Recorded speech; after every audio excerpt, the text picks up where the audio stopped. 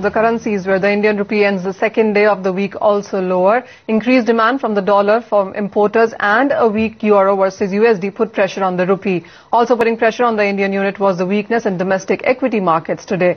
On your screens, nearly 0.5% of a decline coming in today after 0.5% of a fall yesterday as well. Vijay, what's your sense? 2 days of continuous decline. How would you look at the rest of the week today? Tomorrow, of course, being a holiday. Manisha, I talked about buying the USD INR at lower levels because I think the strength in the INR was more of a blip rather than any sustained upthrust. And the fickleness in the strength is exposed today with a little bit of a profit taking in the domestic equity markets, and some strength in the US dollar in the overseas market has seen a flurry of unwinding in longs on the INR.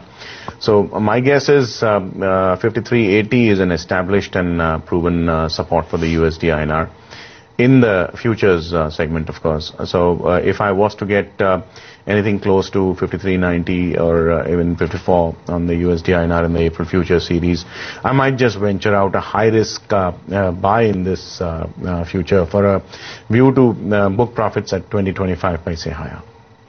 Let's also get in Ashutosh Khajuria. He's Head Treasury, Federal Bank, and joins us live on the show. Ashutosh, hi, welcome. There are a couple of positive factors like the easing inflation, and you also have seen equity markets kind of hold stable in the Indian markets now. But it's May 3rd that most investors are now watching out for. Absolutely right. I think first is this 53.80. I fully agree. It has been tested and it holds a good support for dollar, and as regards rupee weakening vis-a-vis dollar, I think in one of the programs I've been saying that it would take overseas cues. So I think the same thing holds now. Euro has weakened, yen has weakened, and from those overseas cues we can see, I think whatever this movement towards 54, 20, 30 and all is quite in line with, in unison with the overseas strengthening of dollar vis-a-vis euro and yen. Ashutosh, what is your expectation now coming in from the RBI policy meet? Are you expecting or factoring in an interest rate cut? I think 25 basis point has been cut even in bonds market.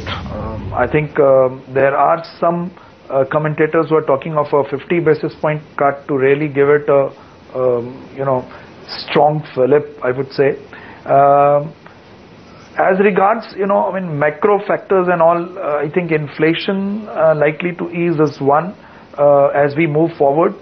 Apart from that, the commodities easing has brought a lot of cheer to the policy makers, because the CAD, which was going out of bound, out of control, is now expected to be going down, and I think expecting about 4 to 4.5% range of CAD for FY14 would be quite practical and reasonable now.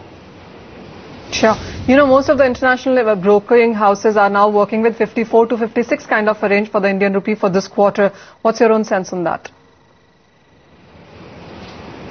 Yeah, if you look at RER, I think real effective exchange rate, I think 54 should be a reasonable rate for exports to remain competitive.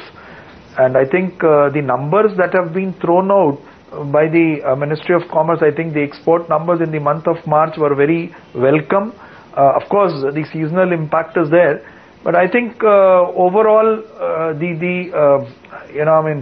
dark clouds have started, going away. So I think I'm quite hopeful that 53.80, yes, it's going to be a very strong support for dollar. Upside, I don't see it, breaching 55 in the near future. It could be between 53.80 and 55. Ashutosh, while there are a lot of domestic factors to watch out for, what's your sense now coming in for the international currencies? How would you look at a euro or a dollar index moves coming in? I think the statement of Mario Draghi, I think, suggests that he would, follow the same line which is being followed in Japan. And if that be the case, he goes in for easing and just to, push growth. I think euro should weaken because the return on euro would go down accordingly. All right, weakness in euro, bit of a weakness in the Indian rupee as well is what we are expecting to continue. With that, Ashutosh, Vijay, thank you so much for joining us with your sense on all of those currencies. And with that, it's time up on Hot Commodities. Thank you so much for watching.